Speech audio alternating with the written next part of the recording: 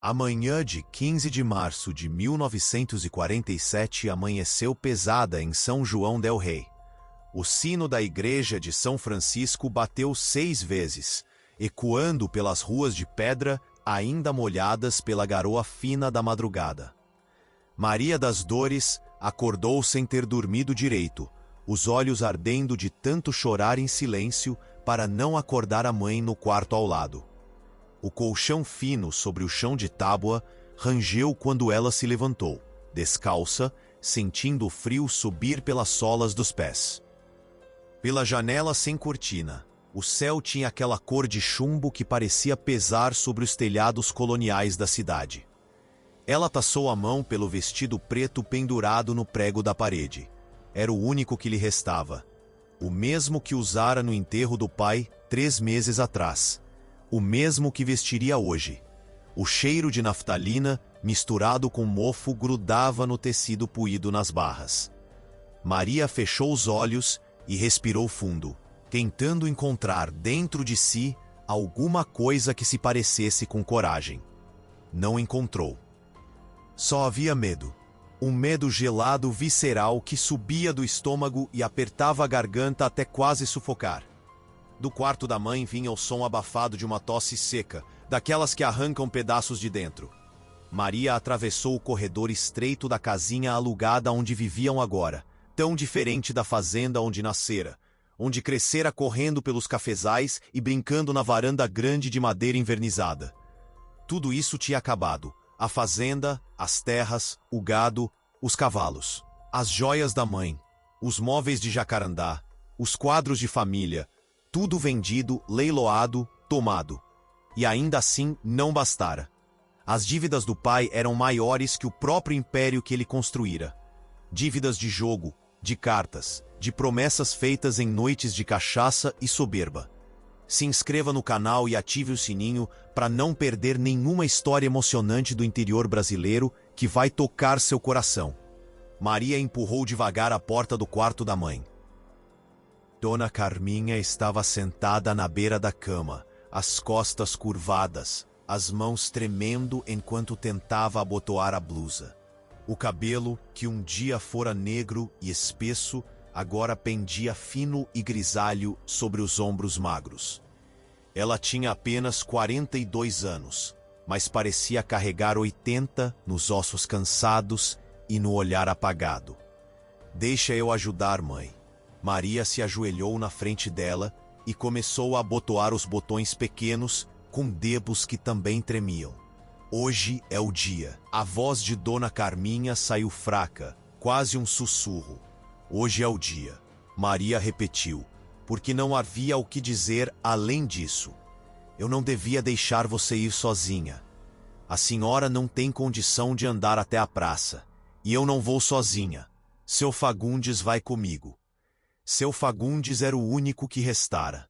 O velho capataz da fazenda, que servira ao pai de Maria durante 30 anos e que, mesmo sem receber salário há meses, não os abandonara. Dormia num canto do quartinho que dividia com as duas, numa esteira no chão, e saía antes do sol nascer para fazer bicos na feira, carregando sacos de farinha e caixotes de batata para conseguir algumas moedas e comprar pão e café. Dona Carminha segurou o rosto da filha com as 2 mãos. As palmas estavam ásperas, rachadas, mãos que um dia só conheceram luvas de renda e água de rosas. Perdoa a gente, minha filha. Perdoa seu pai. Perdoa eu por não ter impedido. Não tem nada para perdoar, mãe. Maria mentiu, porque era mais fácil que admitir o ódio que às vezes borbulhava dentro dela quando pensava no pai. No homem que jogara tudo fora, que destruíra não apenas a própria vida, mas a delas também. Que morrera sem pedir desculpas, sem tentar consertar, apenas deixando um rastro de dívidas e vergonha. Maria levantou, alisou o vestido preto que já vestira, prendeu o cabelo num coque apertado na nuca. Não se olhou no espelho. Não queria ver o próprio rosto. Não queria ver a moça de 19 anos que em poucas horas seria colocada num estrado de madeira na praça pública, diante de toda a cidade para ser oferecida como pagamento de dívida. Não era assim que chamavam oficialmente. Havia um nome bonito, pomposo, que os homens da lei usavam: acordo de quitação por prestação de serviços domésticos. Mas todo mundo sabia o que realmente era: um leilão de gente. Dela. O sol estava mais alto quando Maria e seu Fagundes saíram da casinha e começaram a descer as ruas de pedra em direção ao centro. O velho capataz andava ao lado dela em silêncio, o chapéu de palha sujo nas mãos, os olhos no chão. Vez ou outra ele bufava, como se quisesse dizer alguma coisa, mas engolisse as palavras antes que saíssem. As ruas de São João del Rei eram um labirinto de paralelepípedos gastos, casarões coloniais com suas sacadas de ferro trabalhado, igrejas barrocas em cada esquina, e aquele cheiro, que era só dali, mistura de café torrado, esterco de cavalo, incenso das igrejas e pão saindo dos fornos das padarias. Maria conhecia cada pedra daquelas ruas. Brincara ali quando criança. Passeara de braços dados com as amigas nas tardes de domingo. Assistira a procissões e festas. Agora, cada passo parecia mais pesado que o anterior. De que cidade você está assistindo? Comenta aí embaixo. Quando viraram a esquina da rua direita, Maria começou a ouvir o burburinho, vozes, muitas vozes. Seu estômago revirou. A praça estava cheia. Claro que estaria. Era o evento do ano. A filha dos Mendonça, família tradicional, sendo leiloada como animal. Quantas vezes aquela história seria contada e recontada nos botecos, nas varandas, nas rodas de conversa? Quantas vezes seu nome seria usado como exemplo de decadência, de justiça divina, de orgulho que vem antes da queda? Não precisa olhar para ninguém, seu Fagundes murmurou ao lado dela. Mantenha a cabeça erguida. Se é uma Mendonça, não esquece disso. Mas de que adiantava ser uma Mendonça agora? O nome que um dia abrira portas, agora era piada. O sobrenome que um dia inspirara respeito, agora só trazia olhares de pena ou de gozo. A Praça 7 de Setembro se estendia ampla na frente da igreja de São Francisco. No centro, tinham montado um palanque de madeira, com 3 degraus levando até uma plataforma. Ali, em cima, um púlpito onde ficaria o leiloeiro, e ao lado, um banquinho. Para ela. Maria sentiu as pernas bambearem. Seu Fagundes a segurou pelo braço. Força, menina. Ao redor da praça, dezenas de pessoas. Homens principalmente, fazendeiros das redondezas, comerciantes da cidade, curiosos. Mulheres também, algumas escondidas atrás dos maridos, outras mais descaradas, de braços cruzados, queixo erguido, julgando. Maria reconheceu alguns rostos. Dona Sebastiana, que fora amiga da mãe, agora desviava o olhar. Coronel Tavares, que jantara na casa deles tantas vezes, agora sorria de canto, um sorriso torto, maldoso. E tantos outros, conhecidos, vizinhos, gente que cumprimentava na missa. Todos ali para ver sua humilhação. No palanque, o tabelião Godofredo Sampaio já estava posicionado, com seus papéis e sua voz estridente. Era um homem baixo, de bigode fino e óculos redondos, que refletiam a luz da manhã. Ao lado dele, o advogado dos credores, Doutor Juventino, um sujeito alto e magro como uma vara, de terno preto e gravata apertada no pescoço. Senhorita Maria das Dores Mendonça. A voz do tabelião cortou o burburinho. Queira subir, por favor. Por favor. Como se ela tivesse escolha. Como se aquilo fosse um convite educado e não uma ordem, uma sentença, uma execução pública da dignidade. Maria soltou o braço de seu Fagundes e começou a subir os degraus. Cada um deles rangeu sob seus pés. Lá em cima, a praça inteira se abria diante dela. Tantos olhos, tantos rostos, todos olhando, medindo, avaliando, calculando quanto ela valia, ou melhor, quanto de dívida ela poderia cobrir. O sol bateu em seus olhos e ela teve que semicerrar as pálpebras. O tabelião começou a ler em voz alta aquele texto decorado, jurídico, cheio de outrossim e considerando que, e fica estabelecido. Maria não prestava atenção nas palavras. Só ouvia o zumbido na própria cabeça, o coração batendo tão forte que parecia que todos podiam ouvir. A senhorita Maria das Dores Mendonça, 19 anos, solteira, filha do falecido Antônio Joaquim Mendonça e de Carminha Beatriz Mendonça, será entregue em regime de prestação de serviços domésticos pelo período de 10 anos ao arrematante que oferecer o valor suficiente para quitar as dívidas em aberto, no montante de 23 contos de réis. 10 anos. Uma década da sua vida. Dos 19 aos 29.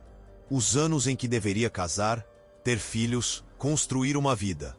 Tudo isso seria passado na casa de um estranho, servindo, trabalhando, à mercê da vontade de quem pagasse mais. Abrimos então os lances. Quem dá o primeiro lance? Silêncio. Por um segundo, Maria sentiu uma esperança absurda. E se ninguém desse lance?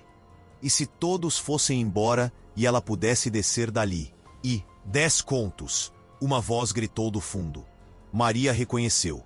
Seu Malaquias, dono de uma venda na saída da cidade. Homem gordo, suado, com fama de bêbado e mão pesada. A esperança morreu. 10 contos registrados. Alguém dá mais? 12 contos. Outra voz. Coronel Abraão, de Baipendi. Viúvo. Devia ter uns 60 anos. Tinha filhos mais velhos que Maria. 12 contos. Alguém oferece mais? 15 contos. Seu Tertuliano, comerciante de tecidos. Casado. 5 filhos. Maria sentiu a bile subir na garganta. Os lances continuaram. 17, 19, 21. Cada número gritado era como um tapa na cara. Cada voz era de alguém que havia não como pessoa, mas como coisa, mercadoria, propriedade. Maria mantinha os olhos fixos num ponto distante, além da praça, além das montanhas, tentando não estar ali, tentando se desprender do próprio corpo, flutuar para longe, para qualquer lugar que não fosse aquele palanque maldito. 22 contos. Temos 22 contos. Alguém dá mais? 22 contos. Primeira. 22 contos. Segunda. O silêncio que se seguiu foi pesado. 22 contos ainda não cobria a dívida completa. Faltava um conto. O que aconteceria? Levariam os móveis da mãe? As últimas roupas? Ou pior, estenderiam o tempo de servidão? 15 anos em vez de 10? 22 contos. Terceiro. 50 contos. A voz veio da lateral da praça. Grave, firme e tão baixa que quase não se ouviu. Mas se ouviu. Toda a praça se calou de repente. Como se alguém tivesse arrancado o som do mundo. 50 contos. Mais que o dobro da dívida. Mais que o dobro do último lance. Maria virou a cabeça na direção da voz. E o viu. Coronel Augusto Salles estava de pé junto a um dos postes de luz antigos da praça. Alto, ombros largos, mas curvados como se carregasse um peso invisível. Terno escuro, chapéu de aba larga que escondia metade do rosto. Devia ter uns 50 anos, talvez mais. Barba grisalha, bem aparada.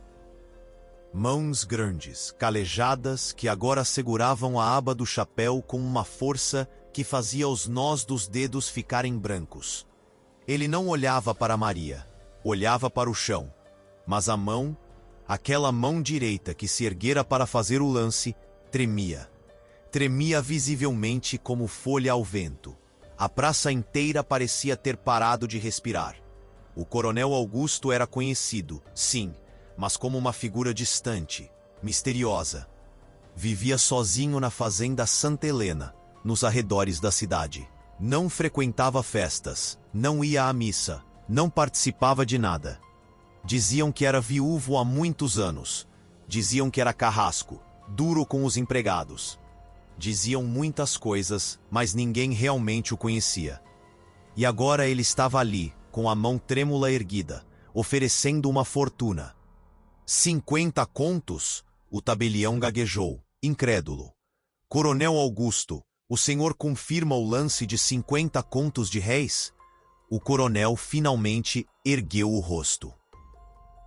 E pela primeira vez, Maria viu seus olhos. Eram escuros, profundos e carregavam algo que ela não soube identificar no momento. Não era desejo, não era ganância.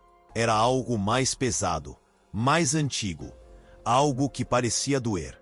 Confirmo, ele disse, e a voz saiu rachada, como se não fosse usada há muito tempo. Alguém dá mais que 50 contos? O tabelião olhou ao redor, mas era óbvio que ninguém daria. Aquilo era absurdo, generoso demais, suspeito demais.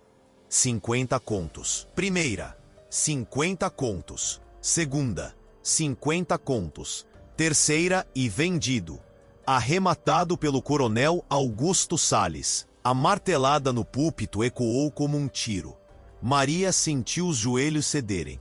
Seu Fagundes subiu correndo os degraus para ampará-la antes que ela caísse. O burburinho explodiu na praça.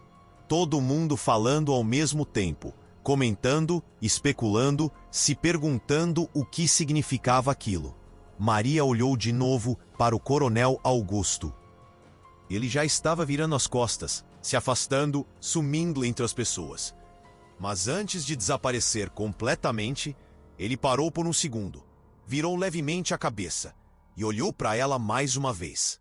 E naquele olhar, Maria viu algo que assustou mais do que qualquer outra coisa naquela manhã terrível.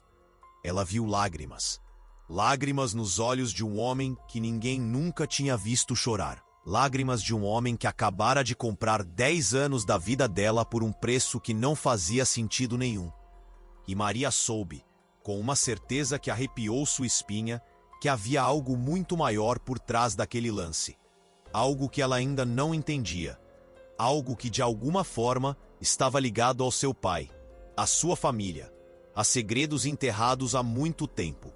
Mas o que seria? Por que aquele homem tremia? Por que pagara tanto? E por que, quando olhou para ela, havia dor naqueles olhos, e não triunfo? As perguntas rodavam na cabeça de Maria, enquanto seu Fagundes a ajudava a descer do palanque. O tabelião já estava preparando os papéis. O doutor Juventino contando as notas que o coronel deixara com um representante. Tudo acontecendo rápido demais. Oficial demais, real demais. Em poucas horas, Maria teria que arrumar a trouxa com suas poucas roupas e seguir para a fazenda Santa Helena. Para a casa de um homem que não conhecia. Para uma vida que não escolhera. Para um destino que estava selado, assinado, carimbado. E enquanto atravessava a praça de volta, sentindo os olhares cravados em suas costas, Maria das Dores fez a si mesma uma promessa. Sobreviveria. Não importava o que, não importava como. Manteria a dignidade, manteria a cabeça erguida. Porque ela era uma Mendonça. E Mendonças não se curvavam, mesmo quando o mundo inteiro conspirava para quebrá-las. A carroça rangeu a tarde inteira pelas estradas de terra entre São João del Rei e a fazenda Santa Helena. Maria ia sentada na parte de trás, agarrada à trouxa de pano que continha tudo o que lhe restava no mundo. 2 vestidos remendados, uma combinação, um par de meias furadas, um pente de tartaruga que fora da avó, e o terço de madeira que a mãe enfiara em suas mãos na hora da despedida. Dona Carminha não conseguira parar de chorar.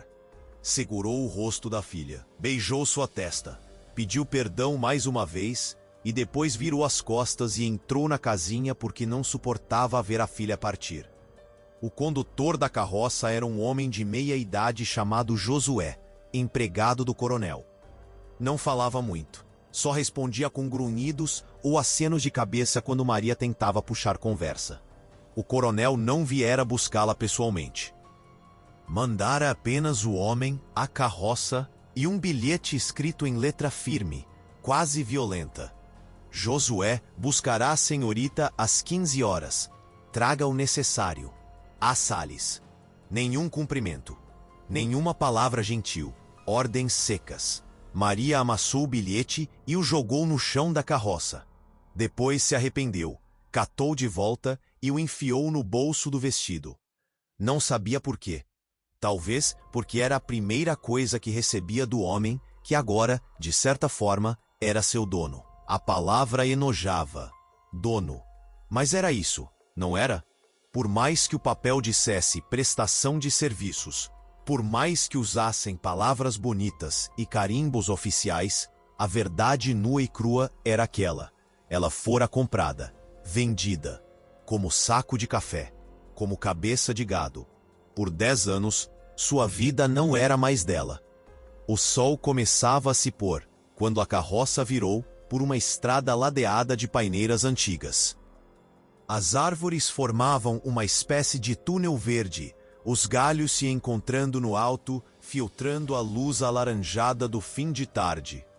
O cheiro de terra e capim mudou, ficou mais denso, misturado com o aroma de café e de estábulo.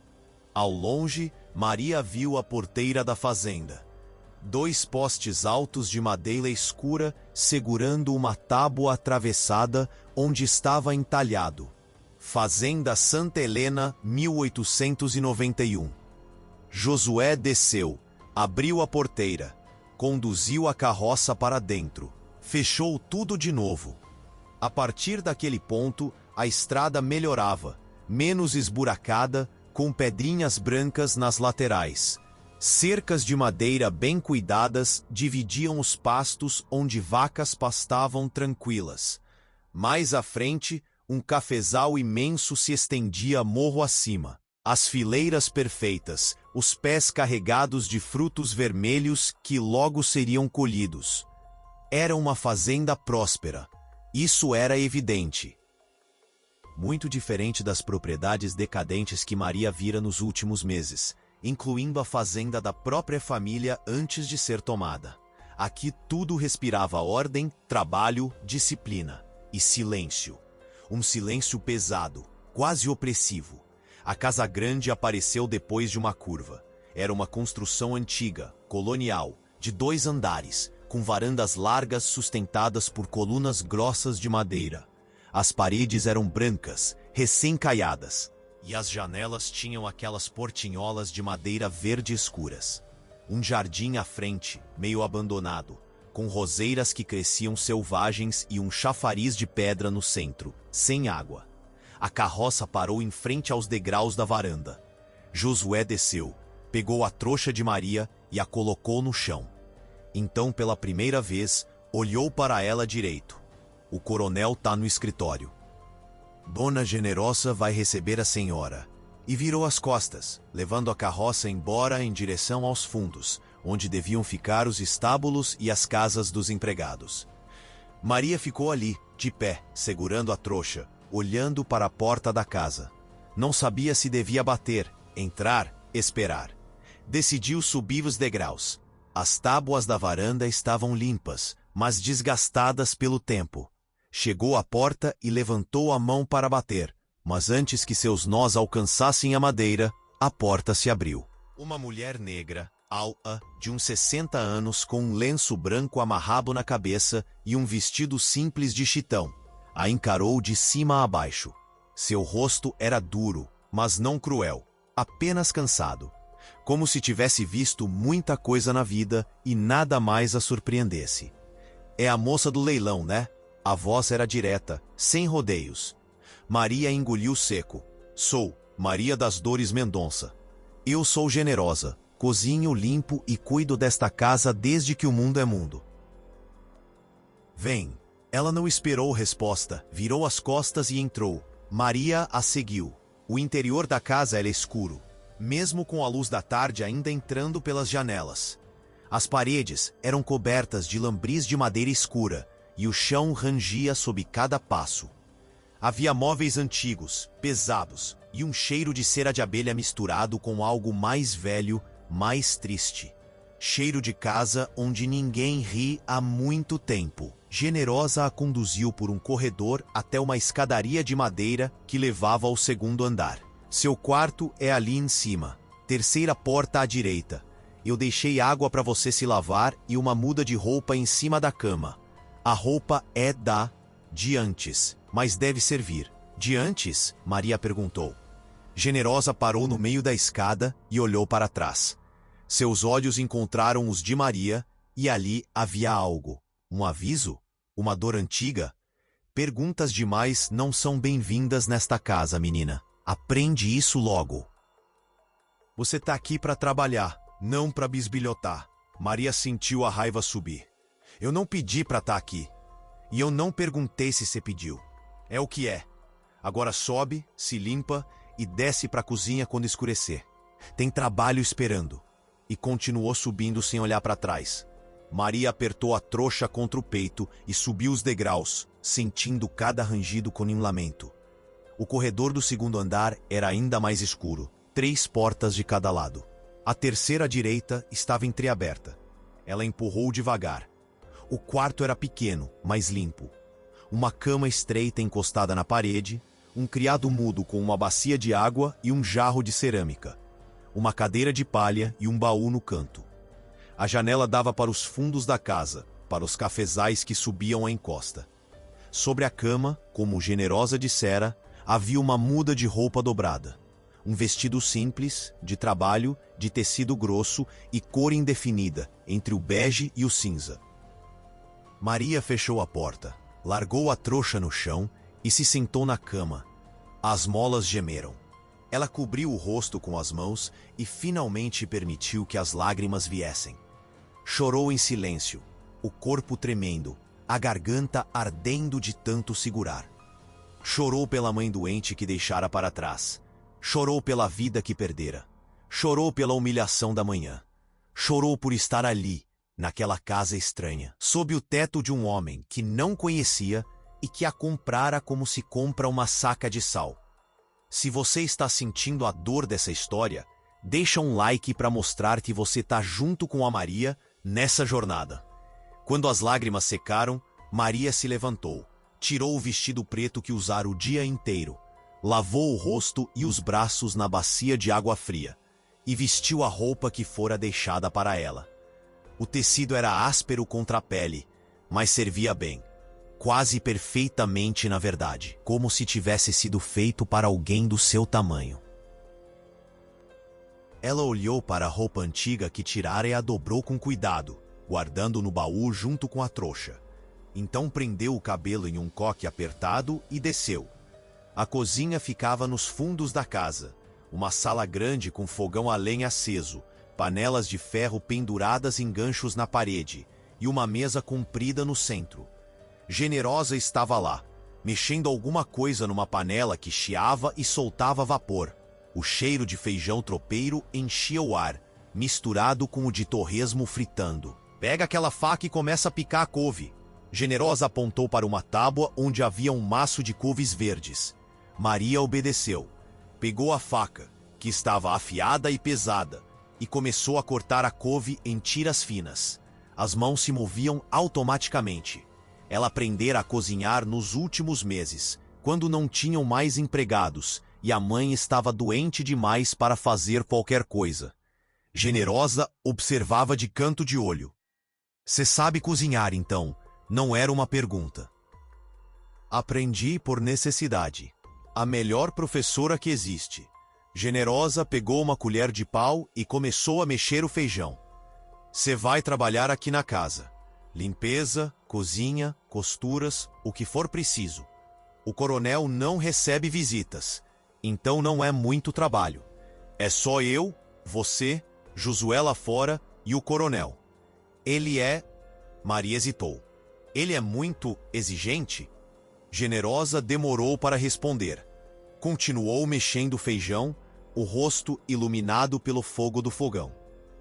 O coronel é um homem justo, duro, mas justo. Não levanta a voz, não levanta a mão, mas também não sorri, não conversa.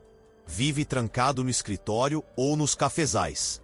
Toma as refeições sozinho, no escritório, não na mesa. Não gosta de barulho, não gosta de perguntas. Por que ele me comprou? Maria largou a faca e encarou Generosa. 50 contos. É muito mais do que a dívida valia. Por quê? Generosa virou o rosto e ali estava de novo, aquele lampejo de algo. Dor? Piedade? Já te disse, menina. Perguntas não são bem-vindas aqui. Mas eu preciso saber, ele conhecia meu pai? Tem alguma coisa? Chega! A voz de Generosa cortou o ar como navalha.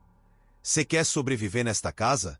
Então para de perguntar, para de cutucar e faz seu trabalho, entendeu? Maria segurou o olhar da mulher mais velha. Vi ali não ameaça, mas aviso genuíno. Medo, proteção, não sabia. Mas assentiu. Entendi. Ótimo. Termina a couve. Depois leva a bandeja para o escritório. Ele janta às 7 em ponto. Bate na porta 3 vezes, espera ele mandar entrar, deixa a bandeja na mesinha ao lado da porta e sai. Não olha para ele. Não fala com ele a menos que ele fale primeiro. Entendeu? Entendi.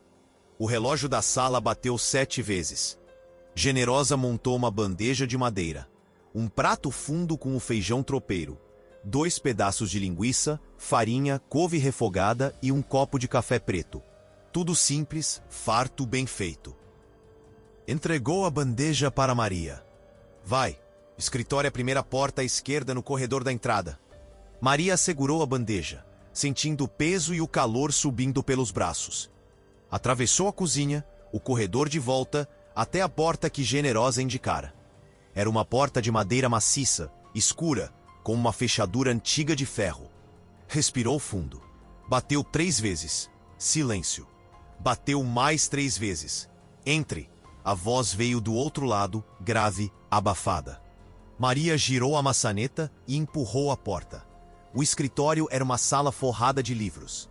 Estantes do chão ao teto, repletas de volumes antigos com lombadas de couro. Uma escrivaninha enorme dominava o centro, coberta de papéis, tinteiro, penas, um lampião aceso que lançava sombras dançantes nas paredes. E atrás da escrivaninha, sentado numa cadeira de espaldar alto, estava o coronel Augusto Salles. Ele não ergueu os olhos. Estava escrevendo alguma coisa. A mão correndo firme sobre o papel. Maria ficou parada na entrada, segurando a bandeja, sem saber exatamente o que fazer. Generosa dissera para deixar a bandeja na mesinha, ao lado da porta. Ela olhou. Havia uma mesinha ali. Sim, baixa, vazia. Caminhou até ela, devagar, tentando não fazer barulho, e colocou a bandeja. Maria das Dores Mendonça. A voz fez o corpo dela congelar. Ela não tinha ouvido ele levantar os olhos, mas agora sabia que ele estava olhando para ela. Virou devagar. O coronel Augusto tinha os olhos fixos nela. A luz fraca do lampião acentuava as linhas profundas no rosto. A sombra sob os olhos, a barba grisalha que cobria as bochechas. Ele era um homem grande, isso ficava claro mesmo sentado. Ombros largos, mãos grandes, que agora seguravam a pena como quem segura uma arma. E aqueles olhos, escuros, penetrantes, mas também cansados, infinitamente cansados. Sim, senhor, ela respondeu, a voz saindo mais fraca que pretendia. Sente-se. Desculpe. Sente-se. Ali. Ele apontou para uma cadeira de frente para a escrivaninha. Maria hesitou. Generosa dissera para não falar com ele, para deixar a bandeja e sair. Mas agora ele estava dando uma ordem. E ela não podia desobedecer. Caminhou até a cadeira e se sentou na beirada, as mãos cruzadas no colo, as costas retas. O coronel a observou em silêncio por um longo momento. Tanto tempo que Maria começou a se sentir exposta, dissecada. O que ele via? O que procurava? Finalmente, ele falou. Sabe ler? A pergunta a pegou de surpresa. Sim, senhor. Meu pai contratou professores. Escrever? Também. Fazer contas? Sim. Ele assentiu, como se aquilo confirmasse algo. Então se recostou na cadeira, que gemeu sob o peso. Vou lhe dizer algumas coisas, senhorita Maria. E você vai ouvir sem me interromper. Entendido? Sim, senhor. Você está aqui porque eu paguei suas dívidas. Mas não está aqui para ser minha escrava. Não está aqui para ser usada. A última palavra saiu com um peso especial, quase com nojo. Você vai trabalhar nesta casa. Vai ser tratada com respeito. Vai ter comida decente, quarto limpo, roupas adequadas. Vai receber um pagamento mensal, pequeno, mas seu. Em 10 anos, quando o acordo acabar, você sairá daqui com o suficiente para recomeçar a vida. Maria piscou confusa. Aquilo não fazia sentido. Nenhum sentido. Mas, por quê? Eu disse sem interrupções. A voz dele endureceu, mas não se tornou cruel, apenas firme. Existe uma razão pela qual eu fiz o que fiz. Uma razão que não diz respeito a você diretamente, mas sim ao seu pai, ao passado, a dívidas que não são de dinheiro. Ele parou, passou a mão pela barba, o gesto pesado. Um dia talvez você saiba a verdade toda, mas não hoje. Hoje você só precisa saber que está segura aqui. Ninguém vai tocar em você. Ninguém vai humilhá-la. Você tem minha palavra. A palavra de um homem que me comprou num leilão como animal? As palavras saíram antes que Maria pudesse segurá-las. A raiva, guardada o dia inteiro, finalmente jorrou. Como eu posso confiar em qualquer coisa que o senhor diz? O coronel não se irritou. Pelo contrário, algo nos olhos dele mudou. Ficou mais suave, mais triste. Você não pode. Eu entendo. Mas o tempo vai mostrar. Ações valem mais que palavras. E minhas ações, daqui pra frente, vou falar por mim. Ele se levantou, e Maria se assustou com a altura dele. Devia ter mais de 1,80 m. Caminhou até a estante, pegou um livro, folheou sem realmente ler, e o colocou de volta. Seu pai e eu tivemos uma história. Há muitos anos, antes de você nascer. Uma história que mudou as duas vidas, a dele e a minha. E quando eu soube que ele havia morrido, que vocês estavam na miséria, que você seria leiloada, a voz dele tremeu. Pela primeira vez, tremeu. Eu não podia deixar, não podia permitir. Por quê? Maria se levantou também, as mãos fechadas em punhos. O que meu pai fez? O que aconteceu entre vocês? O coronel virou o rosto, olhando pela janela escura, onde só se via o próprio reflexo. Seu pai salvou a pessoa que eu mais amei no mundo e destruiu a minha vida no processo. E eu passei 30 anos odiando-o por isso e também agradecendo. É complicado. Maria sentiu um arrepio subir pela espinha. Havia algo gigantesco ali, enterrado, escondido. Algo que explicava tudo. O lance absurdo, a mão trêmula, as lágrimas na praça. A gentileza estranha agora. Quem ele salvou? O coronel fechou os olhos. Quando os abriu de novo, estavam úmidos. Isso você vai descobrir, mas não agora. Agora vá descansar. Amanhã começa cedo. E Maria? Ele a olhou nos olhos. Seja bem-vinda a Santa Helena. E sinto muito. Sinto muito por tudo. Maria não sabia o que responder. Assentiu, virou as costas e saiu do escritório. Fechou a porta atrás de si e encostou nela, o coração disparado. O que acabara de acontecer? Quem era aquele homem? O que seu pai fizera? E quem era a pessoa que ele salvara? As perguntas giravam na cabeça, enquanto ela subia de volta ao quarto. Trocou de roupa, deitou na cama estreita, puxou o cobertor fino até o queixo. Pela janela, via a lua crescente no céu e ouvia os sons da noite. Grilos, uma coruja ao longe, o vento nas árvores. Você conseguiria viver nessa época, em uma situação assim? Comenta aí embaixo o que você faria. Fechou os olhos, mas o sono não veio. Como poderia? Tudo era estranho demais, misterioso demais. E o pior, ou talvez o melhor, era que o Coronel Augusto não parecia ser o monstro que ela imaginara. Parecia ser um homem quebrado, um homem com remorsos. Um homem carregando segredos tão pesados que dobravam suas costas e apagavam qualquer luz nos olhos. Maria se virou na cama e olhou para a porta do baú no canto. Amanhã, quando tivesse coragem, talvez abrisse. Talvez encontrasse pistas.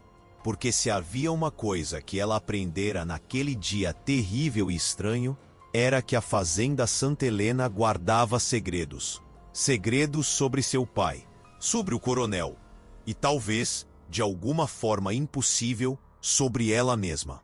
E ela ia descobrir a verdade. Não importava quanto tempo levasse, porque Maria das Dores Mendonça não era apenas uma sobrevivente. Ela era uma Mendonça. E Mendonças não desistiam nunca. Os primeiros dias na fazenda Santa Helena passaram num ritmo estranho, quase irreal. Maria acordava antes do sol nascer com o canto do galo. Lavava o rosto na água gelada da bacia.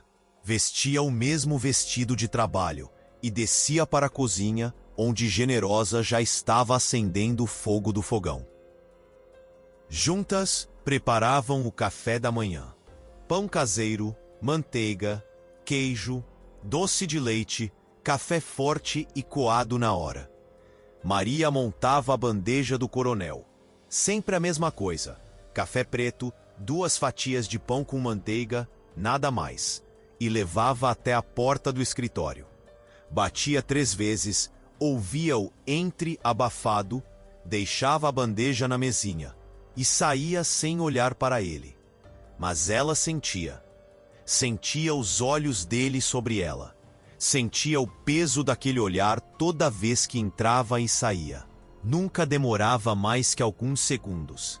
Mas era o suficiente para sentir o ar ficar mais denso, mais pesado. Como se houvesse 1000 palavras não ditas flutuando entre eles. Depois do café, era hora de limpar. A casa era grande e silenciosa demais para tão poucas pessoas. Havia quartos no 2º andar que nunca eram usados, cobertos de pó e teias de aranha. Generosa a proibia de entrar em 2 deles. Esses ficam trancados. Não mexe. E Maria obedecia, mas a curiosidade roía por dentro. O que havia lá?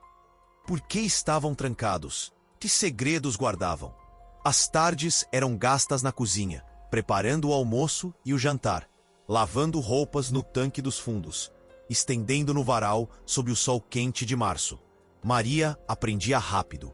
Generosa era exigente, mas justa. Ensinava com paciência quando via esforço genuíno. E aos poucos, as duas começaram a conversar. Não muito. Generosa não era de muitas palavras, mas pequenas coisas, comentários sobre o tempo, sobre a colheita do café que se aproximava, sobre como fazer o feijão ficar no ponto certo. Uma tarde, enquanto batiam roupa no tanque, Maria juntou coragem. Generosa, posso te fazer uma pergunta? A mulher mais velha não parou de esfregar. Depende da pergunta. Você conheceu a esposa do coronel?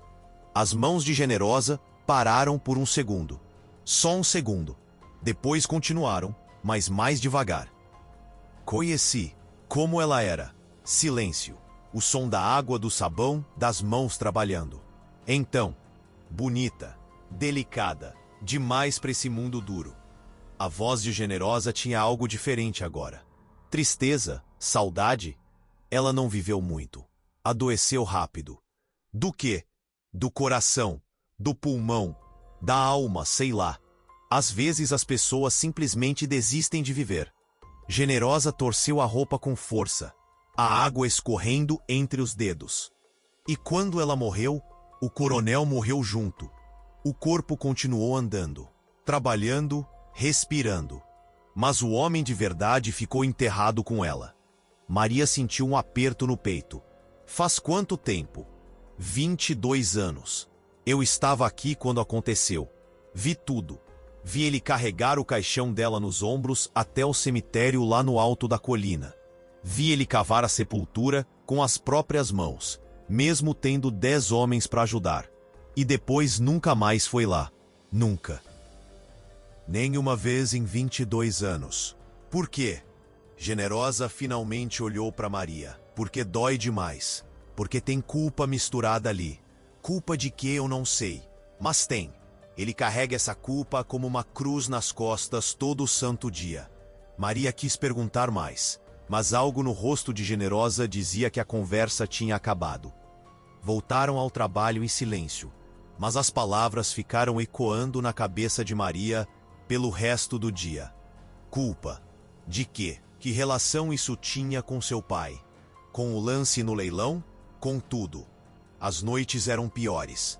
Maria deitava na cama estreita e ouvia os sons da casa, madeira rangendo, vento nas janelas e às vezes lá embaixo, vindo do escritório, o som abafado de passos, o coronel andando de um lado para o outro, por horas. Ela imaginava ele ali, sozinho, cercado de livros e papéis e fantasmas. Que mantinha ele acordado, que atormentava aquele homem. Na segunda semana, algo mudou. Maria estava tirando o pó da sala quando ouviu a porta do escritório se abrir. Virou e viu o coronel parado ali, olhando para ela. Era a primeira vez que se viam fora das entregas das refeições. Ele vestia roupas de trabalho, calça grossa, camisa de manga comprida, com as mangas enroladas até os cotovelos mostrando braços musculosos e bronzeados. Chapéu nas mãos. Bom dia, senhorita Maria. A voz saiu formal, mas não fria. Bom dia, senhor, ela respondeu, segurando o pano de pó com força. Está se adaptando bem à rotina? Sim, senhor. Generosa está tratando você com respeito? Está sim. Ele assentiu. Ficou ali parado mais um momento, como se quisesse dizer alguma coisa, mas não soubesse como. Então, se precisar de qualquer coisa, pode falar com Josué ou com Generosa. Ou comigo, se for necessário. Obrigada, senhor. E Maria? Ele deu um passo à frente. A luz da manhã entrava pela janela e batia no rosto dele, revelando cada ruga, cada marca do tempo. Como está sua mãe? A pergunta a pegou desprevenida. Ela está com a comadre dela, Dona Inês, que se ofereceu para cuidar. Ela precisa de remédios? De médico? Maria piscou, confusa. Precisa. Mas fale com Generosa. Ela vai te dar dinheiro. Mande buscar um médico. Os melhores remédios que existirem. E se sua mãe precisar ficar num lugar melhor, mais confortável, a gente resolve isso também. Eu não entendo. Por quê? O coronel olhou para o chão. Porque ela não tem culpa de nada. Porque já sofreu demais. E por quê? Ele ergueu os olhos de novo, e Maria viu aquilo outra vez. Aquela dor antiga, profunda. Porque eu tenho dívidas, e algumas delas são com sua família. Mesmo que vocês não saibam disso. Antes que Maria pudesse responder, ele colocou o chapéu na cabeça, virou as costas e saiu pela porta da frente. Ela ficou ali parada, o pano esquecido nas mãos, tentando entender. Dívidas com a família. O que isso significava? Seu pai devia ao coronel? Ou era o contrário? E se era o contrário, por que ela estava ali, trabalhando em vez de... As perguntas não tinham fim. Naquela tarde, Generosa chamou Maria na cozinha e entregou um envelope grosso. Para o médico da sua mãe e para as medicações. O coronel mandou. Dentro havia mais dinheiro do que Maria ganhava em 3 meses de trabalho quando a família ainda tinha fazenda. Generosa, eu não entendo nada disso. A mulher mais velha suspirou, sentou numa cadeira e fez sinal para Maria sentar também. Escuta, menina. Eu não sei de tudo, mas vou te contar o que eu sei, porque você merece pelo menos isso. Maria se sentou, o coração acelerado. O coronel e seu pai eram amigos, há muito tempo atrás, antes de você nascer. Amigos de verdade, daqueles que confiam a vida um ao outro. Eles eram jovens, trabalhavam juntos. Tinha até planos de unir as fazendas um dia. Mas aí aconteceu alguma coisa. Eu nunca soube o que. Ninguém sabe. Só eles dois. E a esposa do coronel. Ela sabia. O que aconteceu? Seu pai fez algo, ou o coronel fez algo, ou os dois fizeram. Não sei. Mas o resultado foi que a amizade acabou. Viraram inimigos. Não se falaram nunca mais. E pouco tempo depois, a esposa do coronel morreu. Ele culpa seu pai? Ele se culpa. As duas coisas? Eu não faço ideia. Mas desde então, ele se fechou. Virou esse homem que você conhece agora. Duro, silencioso, sozinho. Maria sentia a cabeça girar. E quando meu pai morreu, o coronel soube. Todo mundo soube. A falência, as dívidas, tudo. E ele não fez nada. Durante meses não fez nada. Eu achei que ele ia deixar por isso mesmo, que a raiva era mais forte. Mas aí você foi leiloada. E no dia, quando ele voltou para casa depois, eu nunca tinha visto ele daquele jeito. Ele tremia, chorava, socava a mesa do escritório, gritava sozinho, como se tivesse quebrado alguma coisa dentro dele, ou consertado. Não sei. Generosa segurou as mãos de Maria. O que eu sei é que ele te trouxe aqui não para te punir, não para te usar, mas para te proteger, para honrar alguma coisa que ele deve, ou que seu pai deveu, ou os dois. É complicado, menina. E eu sei que é injusto você estar no meio disso tudo sem entender. Mas juro pela minha vida que você tá segura aqui. O coronel é muita coisa, mas ele não é mau, só é quebrado. Maria sentiu as lágrimas queimarem, mas não deixou cair. Eu quero saber a verdade. Toda ela. Então vai ter que perguntar para ele. Mas escolhe bem o momento.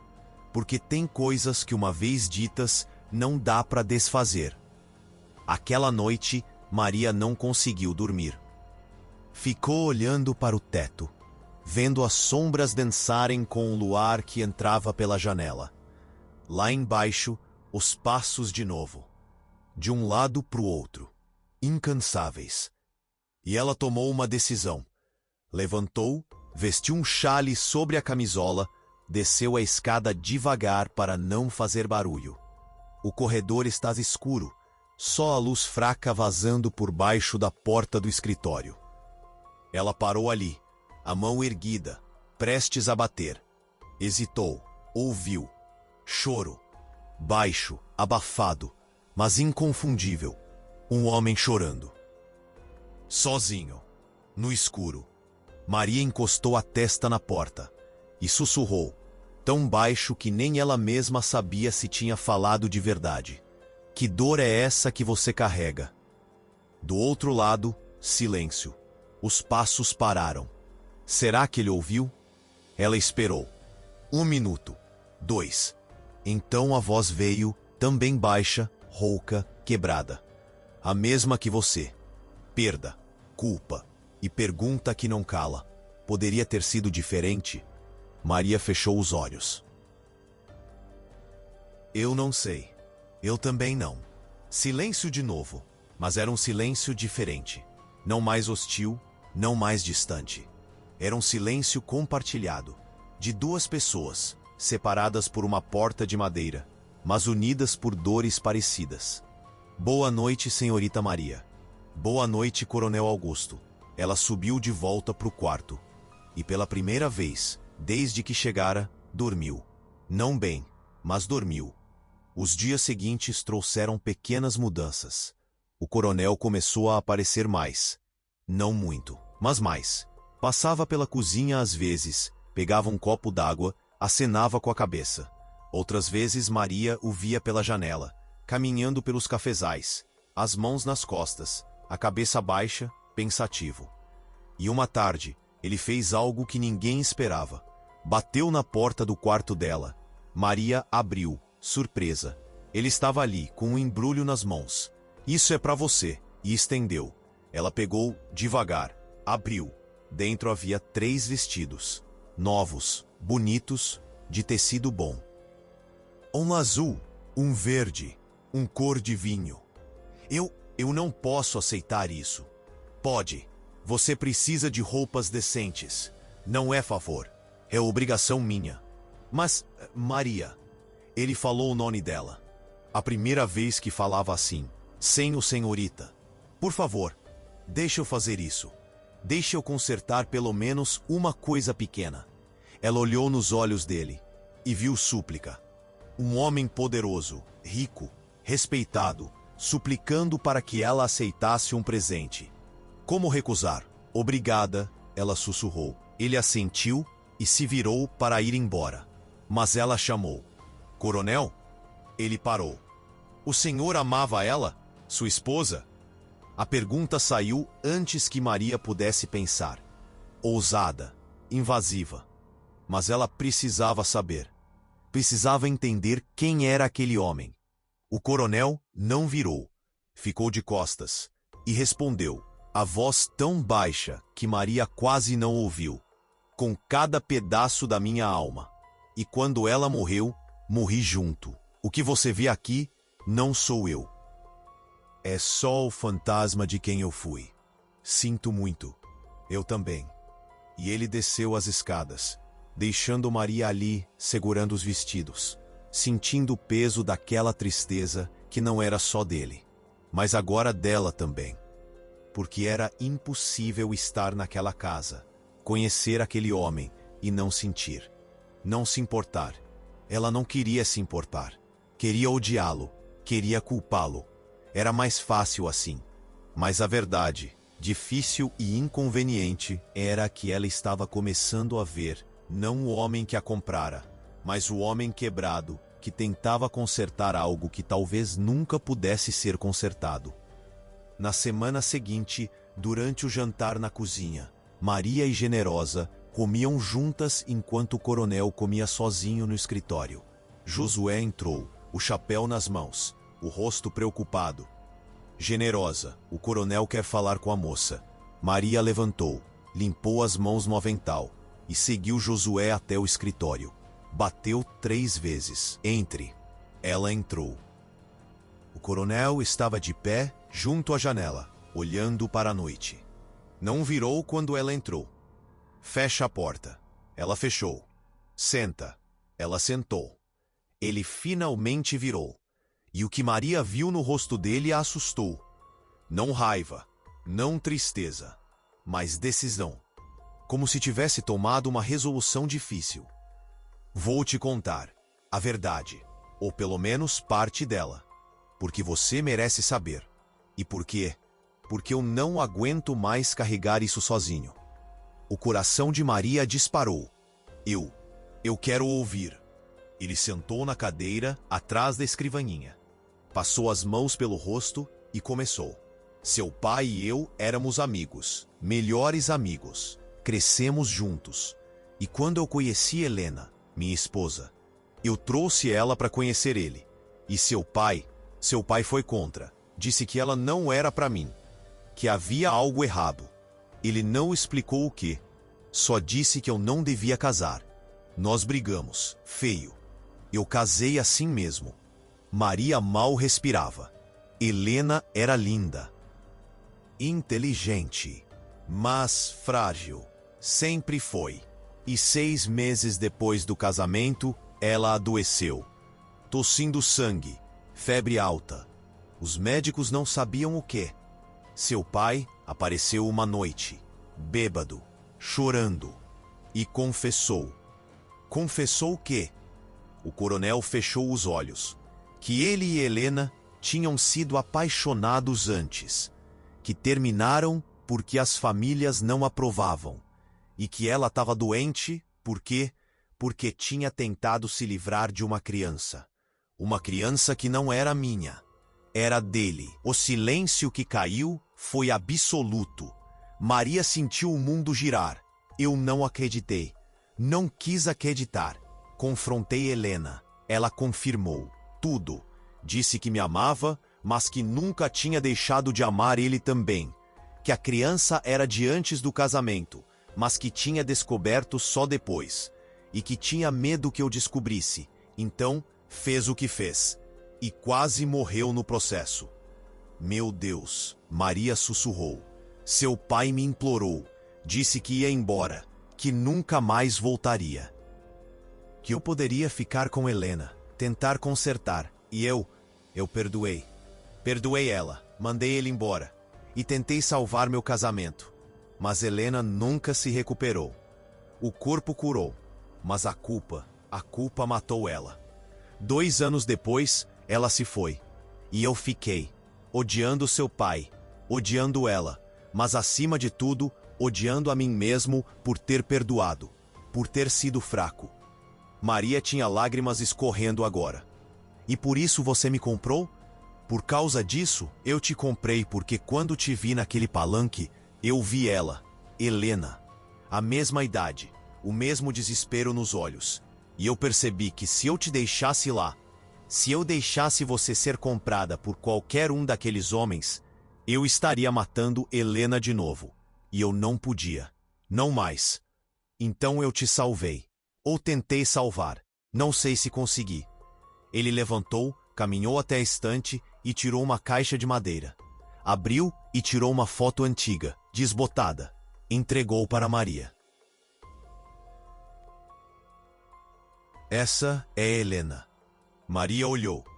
E o choque foi físico. A mulher na foto tinha seus olhos, seu formato de rosto, seu cabelo. Não eram idênticas, mas a semelhança era inegável.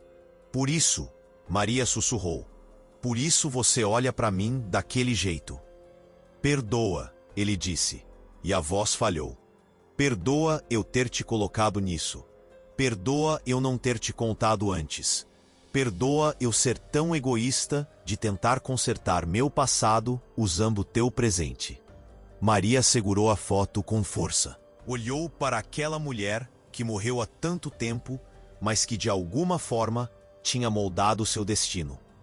E então olhou para o homem na frente dela, o Coronel Augusto.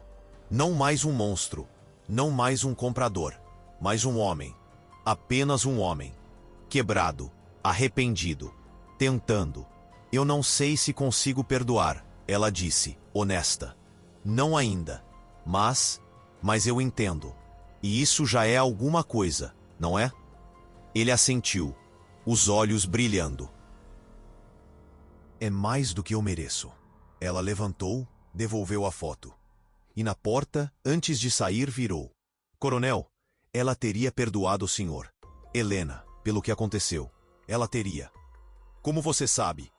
Porque quem ama de verdade, perdoa. Sempre. E saiu, deixando-o ali sozinho de novo. Mas talvez um pouco menos pesado. Essa pessoa merece justiça? Fomenta justiça por Helena se você acha que essa história merece ser lembrada.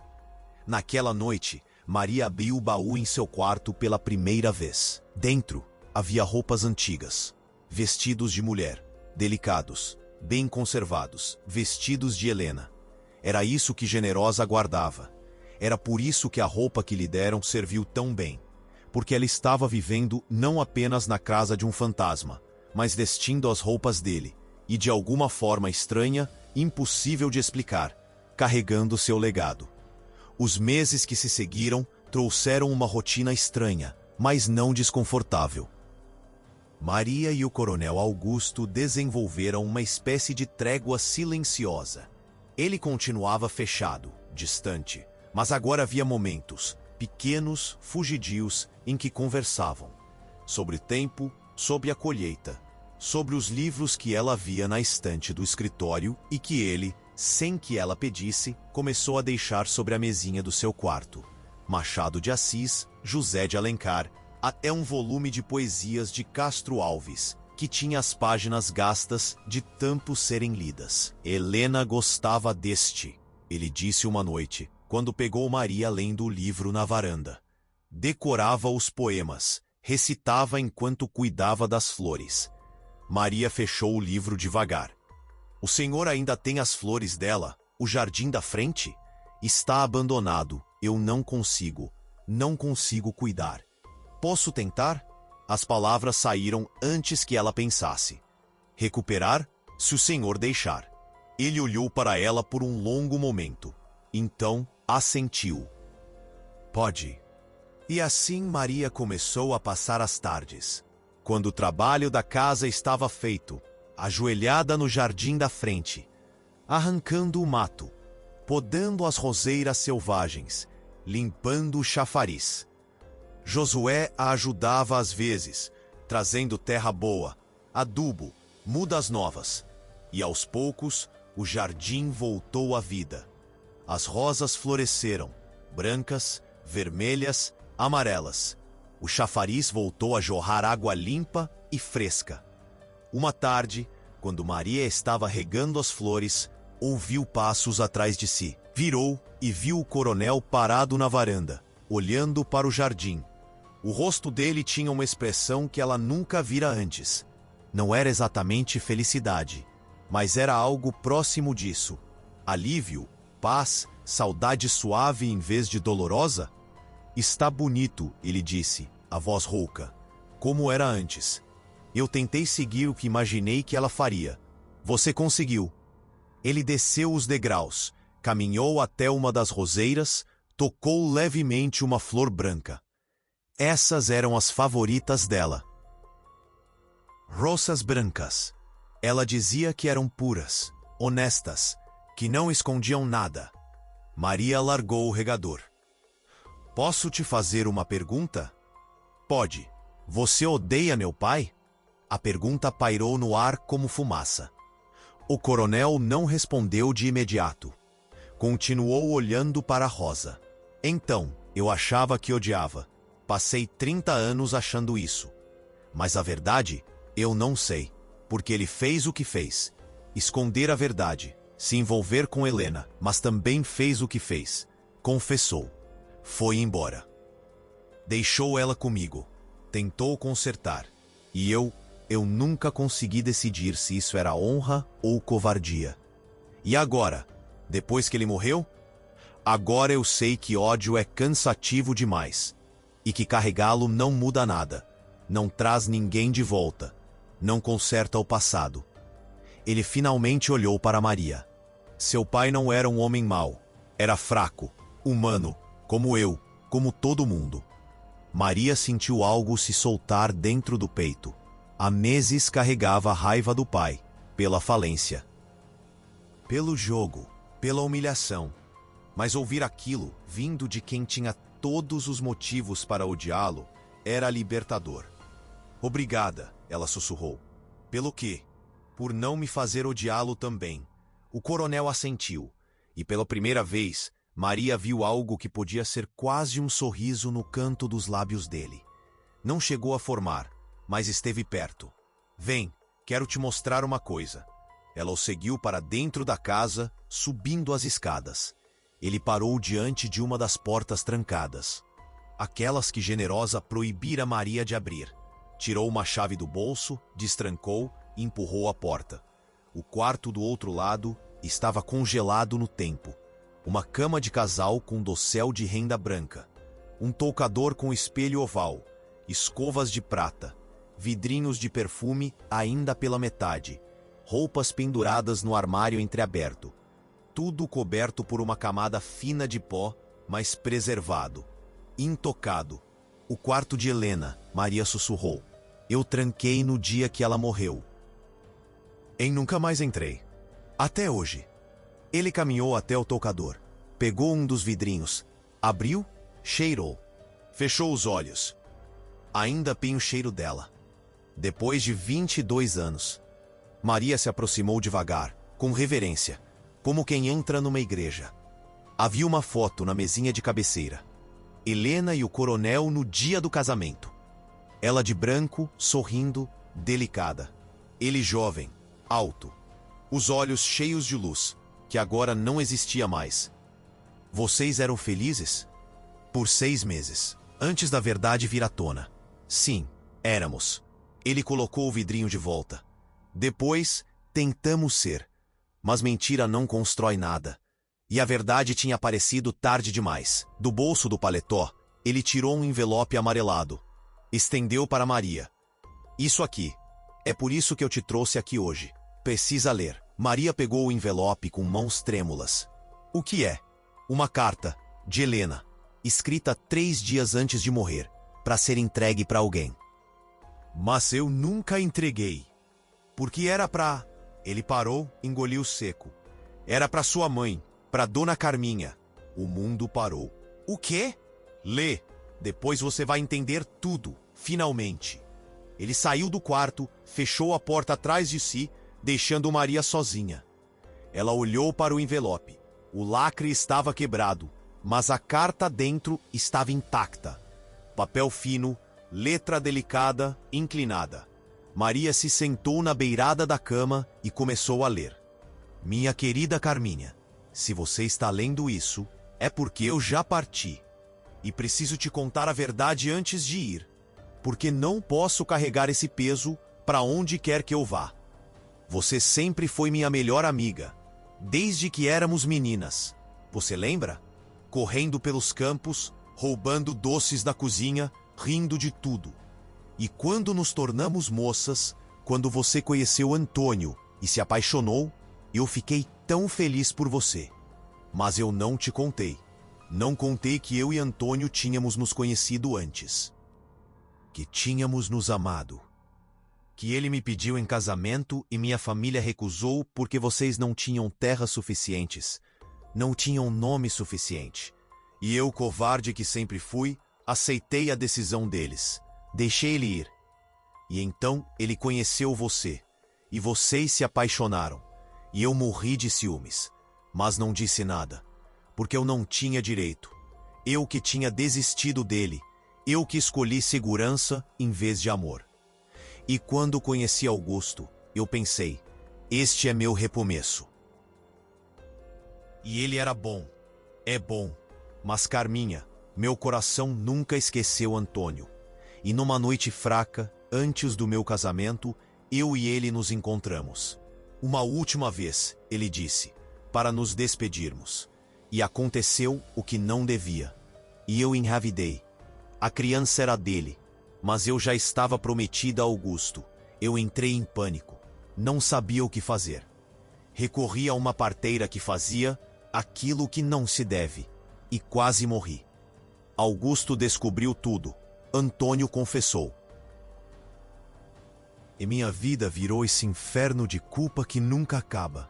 Mas Carminha, eu preciso que você saiba, Antônio te amava. Ele me disse, naquela noite ele disse que você era a melhor coisa que já tinha acontecido com ele. Que o que aconteceu entre nós foi o fantasma de um passado que deveria ter ficado enterrado. Ele voltou para você, escolheu você, e vocês tiveram uma filha linda, Maria das Dores. Eu soube quando ela nasceu, e fiquei feliz por você, de verdade. Mas agora eu preciso te pedir uma coisa. Se algum dia Antônio falhar, se algum dia ele cair, se algum dia Maria precisar de ajuda e não tiver ninguém, procure Augusto, porque eu vou pedir a ele, no meu leito de morte, que prometa cuidar, que prometa proteger a filha do homem que eu amei e da mulher que foi minha melhor amiga, mesmo sem saber de nada. Perdoa-me, Carminha, por tudo, pela traição da amizade, pelos segredos, por não ter sido forte o suficiente para ser honesta, sua amiga eterna, mesmo indigna, Helena. Maria leu a carta 3 vezes. 4. As mãos tremiam tanto que o papel balançava. As lágrimas borram as últimas linhas. Tudo fazia sentido agora. Tudo. O lance absurdo no leilão. A proteção. A gentileza. O dinheiro para a mãe. Os vestidos. O jardim. Não era só culpa. Não era só dívida com o pai. Era uma promessa. Uma promessa feita a uma mulher moribunda. Cuidar da filha do homem que ela amou. Maria se levantou, apertando a carta contra o peito. Saiu do quarto, desceu as escadas correndo. O coronel estava no escritório, de costas para a porta, olhando pela janela. Ela entrou sem bater. Você prometeu a ela, Maria disse, a voz embargada. Prometeu cuidar de mim. Ele não virou, prometi. Por isso você me comprou. Não por mim, por ela. No começo, sim. Ele finalmente virou. Os olhos estavam vermelhos. Mas agora... Agora é por você também. Porque você não é só a filha do Antônio. Não é só a imagem da Helena. Você é Maria. E Maria merece ser salva por si mesma. Maria sentiu o chão sumir sob os pés. Toda a raiva, toda a confusão, toda a dor dos últimos meses explodiu de uma vez. Eu não queria ser salva assim. Ela gritou, e a voz ecoou pela casa inteira. Eu não queria ser comprada, ser propriedade, ser parte da sua culpa e da sua dívida com fantasmas. Eu só queria ter uma vida normal. O coronel não respondeu, apenas ficou ali, recebendo cada palavra como se fossem chicotadas. E talvez fossem. E o pior, Maria continuou, as lágrimas escorrendo livres agora. E pior é que eu comecei a me importar. Comecei a ver você não como monstro, mas como pessoa. Comecei a me sentir. Ela não conseguiu terminar. Não conseguia nem admitir para si mesma o que estava sentindo. Eu sei, ele disse baixinho. Eu também. O silêncio que caiu foi quebrado pelo som de cavalos lá fora. Muitos cavalos. Vozes gritando. Maria e o coronel trocaram olhares. Ele passou por ela, saiu do escritório, atravessou a sala até a varanda. Maria o seguiu. Na frente da casa, um grupo de homens desmontava. 10, talvez 12. Todos armados. Rifles, facões. Na frente, um homem que Maria reconheceu. Coronel Tavares. O mesmo que tinha sorrido de canto na praça no dia do leilão. Augusto, ele gritou. Precisamos conversar. O coronel Augusto desceu os degraus. Parou na frente do grupo. Maria ficou na varanda, o coração disparado. Generosa e Josué apareceram dos fundos, também assustados. O que você quer aqui, Tavares? A voz do coronel estava calma, mas havia aço nela. Vim buscar o que é meu. Nada aqui é seu. A moça é. Tavares cuspiu no chão. Você falbou o leilão. Pagou um valor absurdo para impedir que nós, compradores legítimos, tivéssemos chance. O tabelião está sendo investigado, e o acordo pode ser anulado. E quando for, eu vou fazer um novo lance. E dessa vez, você não vai interferir. Maria sentiu o sangue gelar. Não, ela sussurrou. O coronel deu um passo à frente. Você não vai encostar um dedo nela. Quem vai me impedir? Você? Tavares riu, e os homens atrás dele riram também. Você é um só. Nós somos 12, e estamos armados. Agora sai da frente e deixa eu levar a moça. Podemos fazer isso do jeito fácil ou do jeito difícil. Então vai ser do jeito difícil. O coronel não se moveu. Tavares fez um sinal. 2 homens avançaram. O coronel partiu para cima. Um soco no primeiro, uma cotovelada no segundo. Mas eram muitos. Logo ele estava no chão, sendo chutado, sangue escorrendo do nariz e da boca. Não, Maria gritou, descendo os degraus correndo. Para com isso. Tavares a agarrou pelo braço, puxou com força. Cala a boca, menina. Você vem comigo agora. Ela se debateu, arranhando, mordendo, mas ele era forte demais. Começou a arrastá-la em direção aos cavalos. O coronel tentou se levantar, mas foi chutado de novo, caindo. E foi então que o tiro ecoou. Todo mundo parou, congelou. Generosa estava na varanda, com um rifle antigo, fumegando, apontado para cima. O próximo, ela disse, a voz firme como pedra. Não vai ser pro ar. Tavares soltou Maria. Você não tem coragem, negra velha. Experimenta. Generosa desceu um degrau. Vivi 60 anos nesta terra. Enterrei marido, enterrei filhos, enterrei patrões. E não tenho medo de morrer. Mas você Você tem medo, eu vejo nos teus olhos. Então monta nesse cavalo e sai daqui antes que eu mude de ideia e te mande pro inferno, onde é teu lugar. Se você tá emocionado com essa reviravolta, deixa um like agora. A história tá chegando no momento mais intenso. Por um momento, pareceu que Tavares ia avançar. Mas então, olhou pro rifle, pra Generosa, pros próprios homens que começavam a recuar. E cuspiu no chão de novo. Isso não acabou. Nós vamos voltar, com a lei, e aí não vai ter rifle que segure. Ele montou no cavalo, puxou as rédeas com violência e saiu galopando. Os homens o seguiram, levantando poeira. O silêncio voltou, exceto pelos gemidos do coronel no chão. Maria correu até ele, ajoelhou ao lado. Você tá bem? Você tá machucado? Ele cuspiu sangue. Já tive pior. Josué ajudou a levantá-lo. Maria segurou o outro braço. Juntos, levaram o coronel de volta para dentro, pro sofá da sala. Generosa trouxe água, panos limpos, começou a limpar os ferimentos. Um corte feio na sobrancelha. O lábio partido. Costelas doloridas, mas não quebradas. Eles vão voltar, Josué disse, sombrio. E da próxima vez, vão trazer mais gente.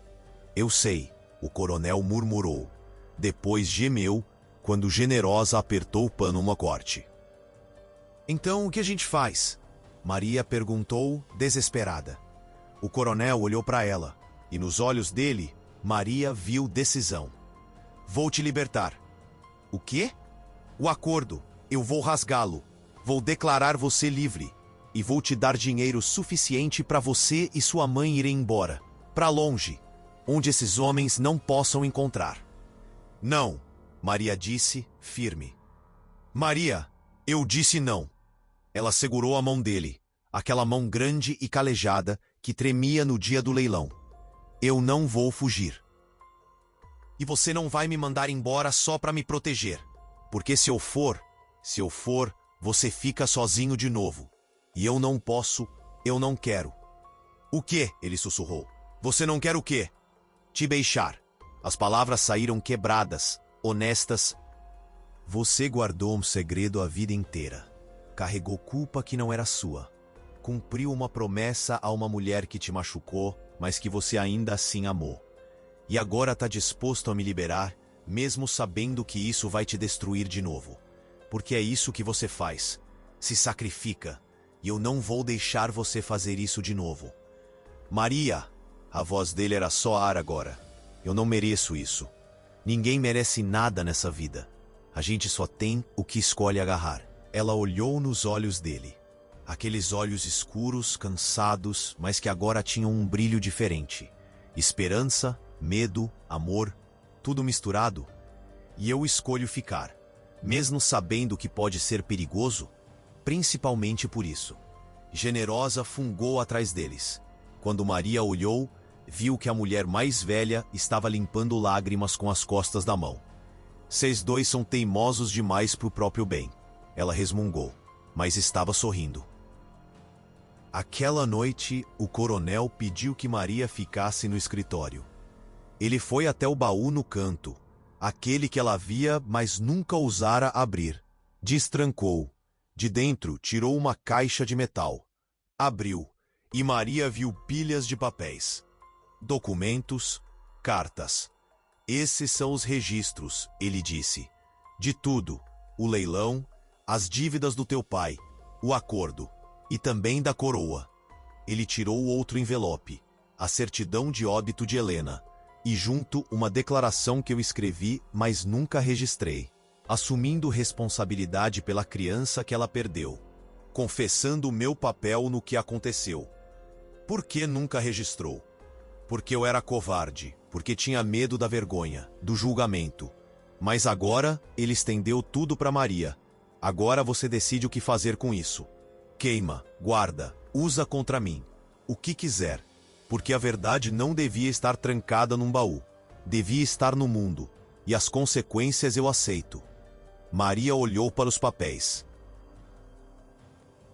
para a verdade nua e crua ali, em preto e branco. E então, devagar, colocou tudo de volta na caixa. Fechou. A verdade não é minha para revelar. É sua, e da Helena, e do meu pai. Mas o futuro, ela olhou nos olhos dele. O futuro a gente constrói junto. Juntos? Juntos. E ali, naquele escritório cheio de livros e segredos e fantasmas, algo mudou. O ar ficou mais leve, o peso um pouco menor. E pela primeira vez em 22 anos, o coronel Augusto Salles sorriu. De verdade. Um sorriso pequeno, quebrado, mas real. E Maria sorriu de volta. Porque às vezes a justiça não vem de julgamentos ou vinganças. Vem de perdão, de escolhas, de duas pessoas quebradas decidindo se consertar juntas. Qual parte dessa história tocou mais seu coração? Comenta aí embaixo. Os dias seguintes à invasão de Tavares e seus homens foram tensos. O coronel Augusto mandou Josué buscar ajuda. 2 sobrinhos que trabalhavam numa fazenda vizinha vieram ficar na Santa Helena, armados, fazendo turnos de vigia dia e noite. Maria mal dormia, sobressaltando-se com qualquer ruído, imaginando cavalos chegando, homens invadindo, tudo desmoronando de novo.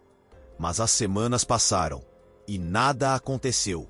Foi Generosa quem trouxe as notícias, voltando da feira numa manhã de abril. Entrou na cozinha onde Maria preparava o almoço, largou o cesto de compras na mesa e soltou. Tavares foi preso. Maria deixou cair a colher que segurava. O quê? Preso. A filha de uma família em Baepende denunciou ele. Disse que tinha sido forçada a... Bem, você entende, e não foi só ela. Outras 3 moças apareceram depois. O delegado não teve escolha. Levaram ele algemado ontem de manhã. Dizem que vai pegar anos de cadeia. O alívio que Maria sentiu foi tão intenso que suas pernas bambearam. Ela se apoiou na mesa, respirando fundo. Então acabou. Ele não vai mais. Não vai mais nada. Generosa pegou a mão dela e apertou. Cê tá segura, menina. De verdade agora. Quando o coronel soube, naquela noite, ele não disse nada. Apenas assentiu, como se já soubesse que a justiça, de uma forma ou de outra, sempre encontrava seu caminho. Mas Maria viu algo nos olhos dele que não via há muito tempo. Paz. Não completa. Talvez nunca seria completa, mas um começo de paz. Maio chegou trazendo as primeiras geadas da manhã. O cafezal estava vermelho, carregado, pronto para a colheita. O coronel contratou trabalhadores temporários das redondezas, e a fazenda ganhou vida como Maria ainda não tinha visto. Vozes nos campos, risadas na hora do almoço, o cheiro de café fresco sendo processado no terreiro. Uma manhã, enquanto Maria regava as rosas do jardim, agora completamente recuperado, um mar de cores e perfumes. O coronel apareceu ao lado dela. Ele tinha nas mãos uma carta fechada. Chegou isso para você, ele disse, estendendo.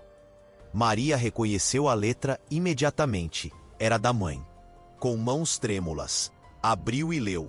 Minha filha querida, o médico que o coronel mandou é um milagre. Não sei que remédios são esses que ele trouxe, mas estou me sentindo melhor do que em anos. A tosse quase sumiu. Consigo andar pela casa sem perder o fôlego. Dona Inês diz que estou com mais cor no rosto. Maria, eu sei que você está ali por obrigação, por dívida, por esse acordo terrível que a vida nos impôs. Mas nas suas cartas eu leio algo diferente. Você não escreve mais com raiva. Escreve com cuidado, até carinho. Me conta sobre o jardim, sobre os livros, sobre como aquele homem não é o monstro que imaginávamos. Filha, eu preciso te contar algo que carreguei por muito tempo. Eu conheci Helena. Nós éramos amigas, boas amigas, e quando ela morreu, eu soube. Não tudo, mas soube que havia segredos entre ela, seu pai e o coronel Augusto. Seu pai nunca quis falar, levou tudo pro túmulo. Mas eu sempre soube que havia mais do que ele contava. E agora, sabendo que foi o coronel quem te salvou, quem está cuidando de você e de mim, eu entendo. Entendo que ele está pagando uma dívida. E talvez, se você conseguir perdoar, se conseguir ver além da dor, vai encontrar não um carcereiro, mas um aliado. Talvez até algo mais. Minha bênção está com você, sempre. Faça suas escolhas com o coração livre, não com a corrente do passado. Sua mãe que te ama, Carminha. Maria teve que se sentar no banco de pedra ao lado do chafariz. As lágrimas vieram, mas eram diferentes. Não de tristeza, de libertação. Sua mãe sabia, entendia e abençoava. O coronel, que tinha se afastado para dar privacidade, se aproximou devagar. Más notícias? Não. Maria limpou o rosto e olhou para ele. Boas, muito boas. Ele sentou ao lado dela, mantendo uma distância respeitosa. Ficaram ali em silêncio, ouvindo a água do chafariz, o canto dos pássaros, o vento nas árvores. Era um silêncio confortável agora, não mais pesado ou constrangedor. Maria, ele disse finalmente, a voz baixa, eu quero te fazer uma proposta. Ela virou a cabeça curiosa. O acordo que fizemos, ele te prende aqui por 10 anos. Mas eu quero anular isso. Oficialmente. Vou registrar no cartório que a dívida está quitada. Que você é livre. Pode ir embora quando quiser. Levar sua mãe. Recomeçar em outro lugar. Vou te dar dinheiro suficiente para isso. O coração de Maria apertou. Você? Você quer que eu vá embora? Não. A resposta saiu rápida, quase desesperada. Não é isso, mas eu não posso te manter aqui acorrentada por um papel. Se você ficar, precisa ser porque quer, porque escolhe, não porque é obrigada. Maria olhou para as mãos dele, grandes, calejadas, que tremiam levemente. Estendeu a sua própria mão e tocou. Ele se assustou com o contato, mas não puxou. E se eu escolher ficar? Ela perguntou, a voz quase um sussurro. Não pelos 10 anos do papel, não por dívida. Mas porque eu quero. Ele virou o rosto e a olhou nos olhos. Por quê? Por que você iria querer isso? Porque aqui eu encontrei algo que não tinha mais. Propósito, paz e... Ela respirou fundo, juntando coragem. E alguém que me entende. Alguém que também está quebrado. E talvez 2 quebrados juntos possam se consertar. Maria, eu sou 30 anos mais velho que você. Sou um homem acabado, cheio de passado, de fantasmas. E eu sou uma mulher que foi vendida em praça pública, filha de um jogador falido, com uma mãe doente e sem futuro nenhum. Ela apertou a mão dele. A gente não escolhe como a vida nos quebra, mas escolhe como se reconstrói. E eu escolho isso. Escolho você, escolho aqui.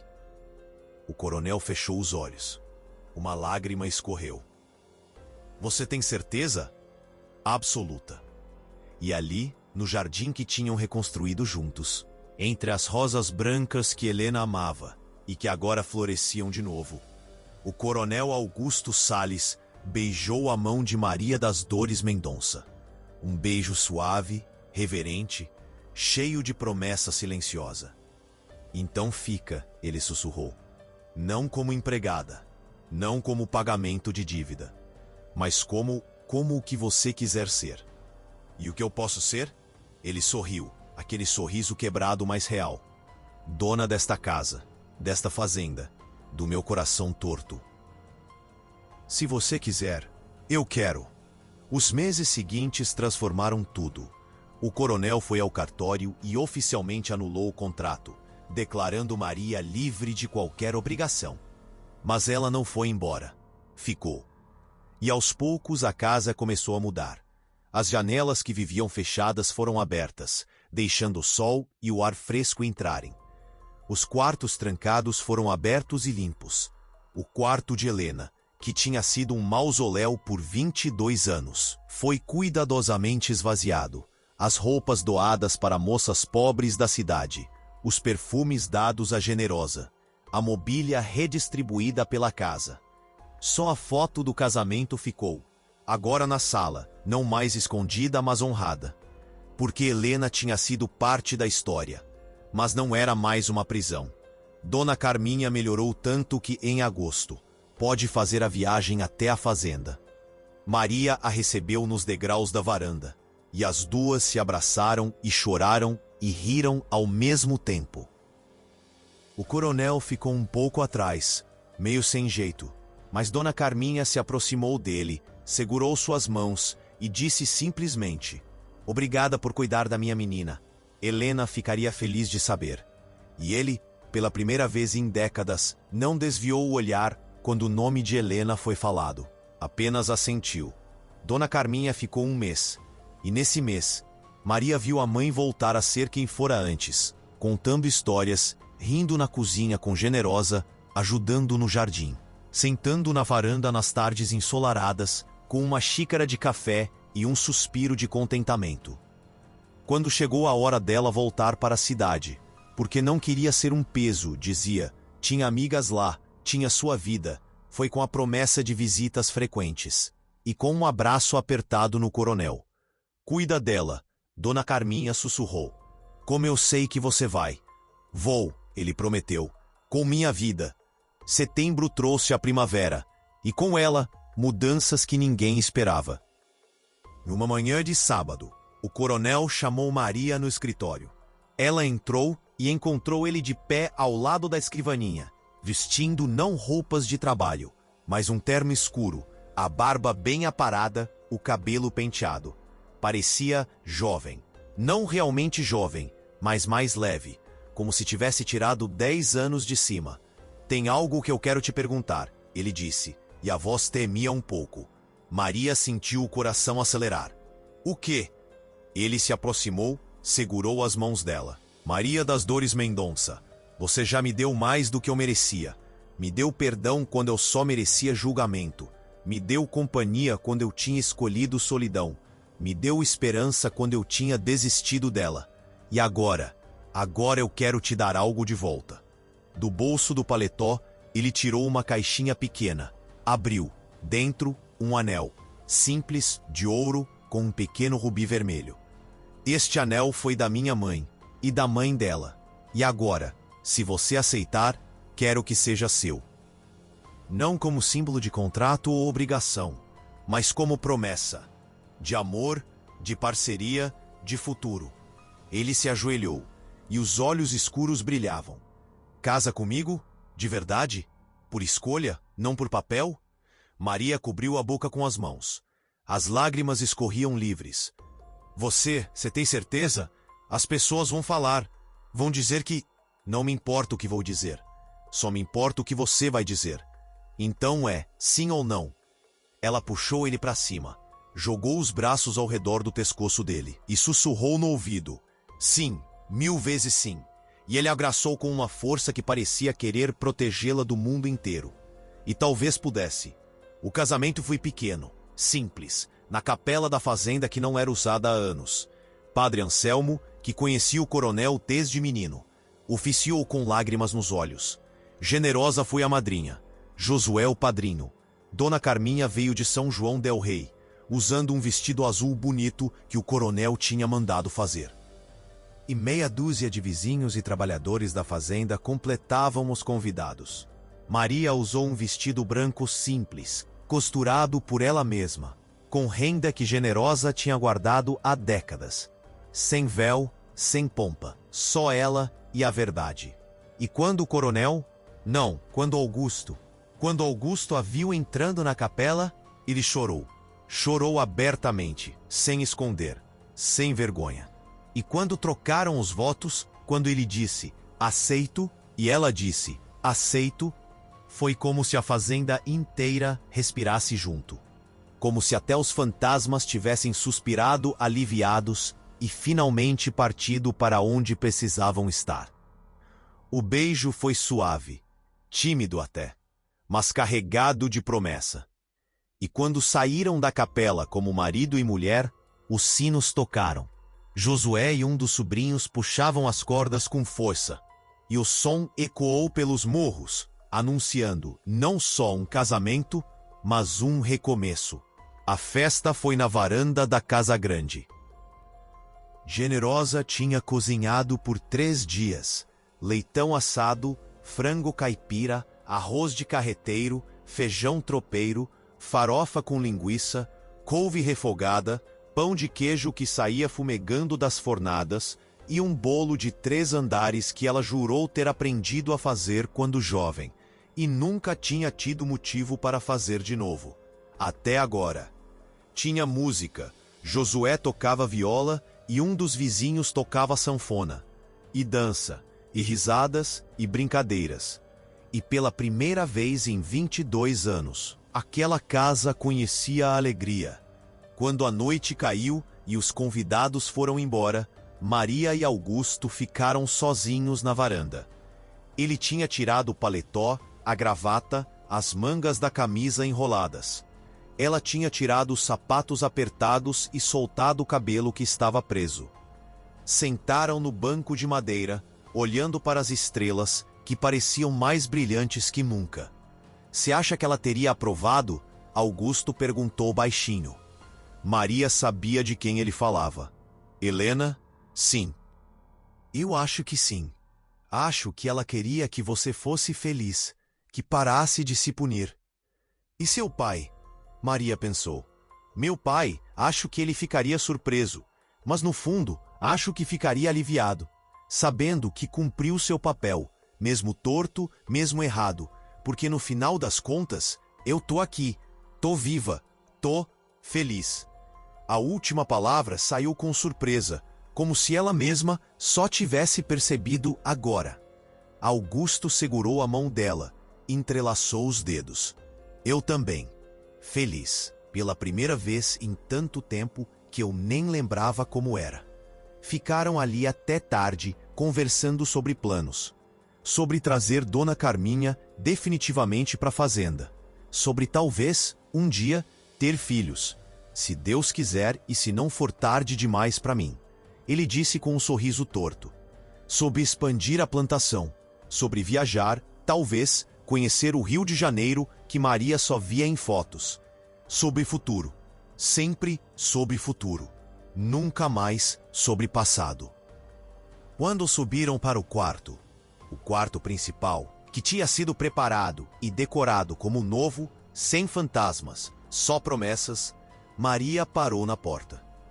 "Augusto?" "Sim?" "Obrigada. Por tudo. Por não ter me deixado lá naquela praça. Por ter cumprido sua promessa. Por ter me dado uma chance de recomeçar." Ele tocou o rosto dela com delicadeza. "Eu que agradeço. Por você ter escolhido ficar. Por ter escolhido acreditar. Por ter me dado uma razão para voltar a viver." E naquela noite, os fantasmas finalmente saíram daquela casa. Helena descansou em paz. O pai de Maria encontrou perdão. E 2 almas quebradas começaram, devagar, a se colar de volta. Os anos que se seguiram trouxeram mais transformações do que Maria jamais poderia ter imaginado naquela manhã terrível de março de 1947. Quando subiu num palanque de madeira na praça de São João del Rei. Em 1949, nasceu o primeiro filho, Antônio Augusto Sales Mendonça. Um nome que carregava os 2 pais, os 2 passados, agora unidos. O menino tinha os olhos escuros do coronel e o sorriso fácil de Maria.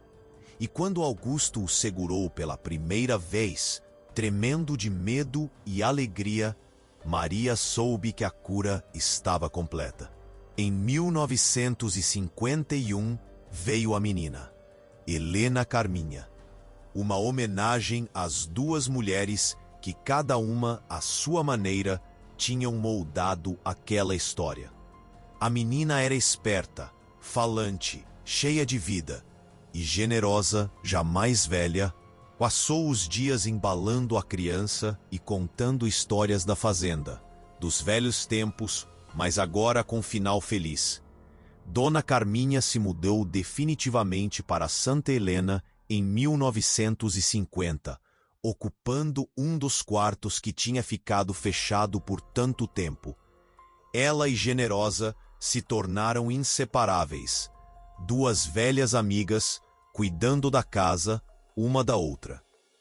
E quando Dona Carminha morreu, em 1956, dormindo tranquilamente numa tarde de verão, Foi Augusto quem a enterrou no cemitério da fazenda, ao lado de onde um dia ele seria enterrado também. Porque ela faz parte dessa família, ele disse. Sempre fez. A fazenda prosperou. Augusto, com a ajuda de Maria, que tinha cabeça boa para números e para administração, expandiu a produção, modernizou o processamento e a Santa Helena se tornou uma das fazendas de café mais respeitadas da região. Mas mais que isso, se tornou um lugar de alegria, de portas abertas, de festas juninas onde metade da cidade aparecia, de missas na capela aos domingos, de vida. Em 1960, numa manhã de abril, parecida com aquela do casamento, Augusto teve um infarte enquanto caminhava pelos cafezais que tanto amava. Foi rápido, indolor. Josué o encontrou deitado sob uma paineira, os olhos fechados, quase sorrindo. Tinha 63 anos. Maria chorou, chorou muito. Mas não com desespero. Chorou com gratidão. Por cada dia que tiveram juntos, por cada conversa, por cada sorriso arrancado daquele homem que tinha esquecido como sorrir. Por ter transformado 10 anos de dívida em 13 anos de amor verdadeiro. No funeral, metade de São João del Rei apareceu, e muitos comentaram, surpresos, como o coronel Augusto tinha mudado nos últimos anos, como tinha se aberto, como tinha voltado a viver. Foi a Maria, eles diziam. Ela salvou ele. Mas Maria sabia a verdade. Eles tinham se salvado um ao outro. Anos depois, quando Maria já era uma senhora de cabelos grisalhos, sentada na mesma varanda onde tinha regado rosas e feito promessas, seus netos ao redor pedindo histórias, ela contava. Contava sobre a praça, sobre o leilão, sobre o homem de mão trêmula que pagou 50 contos, sobre cartas escondidas e promessas antigas, sobre jardins revividos e corações consertados. E vocês amaram um ao outro, vó? O neto mais novo perguntava sempre. E Maria sorria, aquele sorriso que tinha linhas ao redor, mas que ainda carregava a luz da moça de 19 anos. Amamos, à nossa maneira. Não foi o amor dos livros românticos. Foi melhor, foi real, foi escolhido. E isso, meu amor, vale mais que qualquer conto de fadas. E à noite, quando a casa ficava em silêncio e Maria subia para o quarto que tinha sido deles, ela ainda sentia a presença de Augusto. Não como fantasma, mas como lembrança boa, como gratidão, como a certeza de que tinha feito as escolhas certas, que tinha ficado quando podia ter ido, que tinha amado quando podia ter odiado, que tinha construído o futuro quando o passado insistia em prender.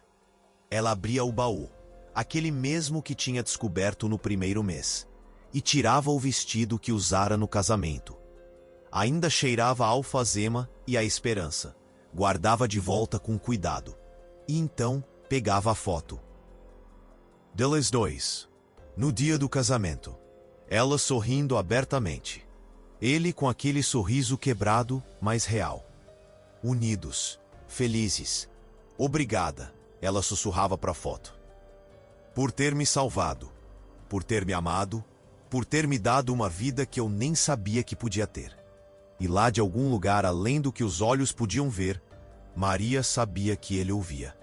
E que Helena ouvia também. E que o pai ouvia.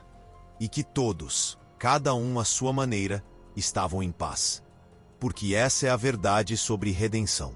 Ela não apaga o passado, não faz de conta que a dor não existiu, mas reconstrói, dá sentido, transforma cicatrizes em marcas de sobrevivência, transforma leilões em casamentos, transforma dívidas em amor, transforma fins em recomeços.